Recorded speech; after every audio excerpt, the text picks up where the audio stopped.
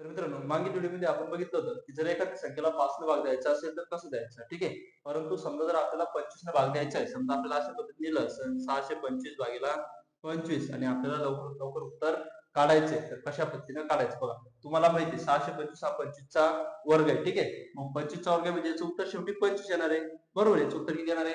25 येणार आहे. पण आपण शॉर्ट ट्रिकने कसं काढू शकतो लक्षात घ्या बघा.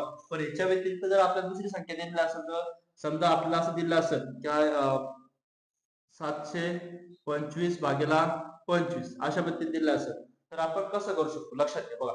जर समजा आपल्याला असं दिलं असेल तर कधी लक्षात ठेवायचं भागाकारपेक्षा गुणाकार करणं सोपं आहे.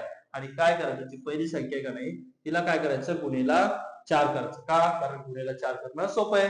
4 पंचे 20, 0 8 4 2 4 2 8 2 10, 0 8 1 728 आणि किती होईल 29. म्हणजे आपलं उत्तर आलं का?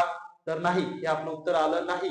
मग आपलं उत्तर काय आहे बघा. आपलं आता इथे किती आलं? 2900 आलं. ठीक आहे. आपल्याला 25 न भाग द्यायचा आहे. जेव्हा आपण 5 न भाग दिला आपण काय करायचो, एक अंक सोडायचो.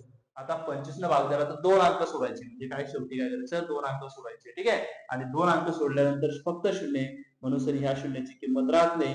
म्हणून आपलं उत्तर काय आलं, 29 आलं. ठीक आहे.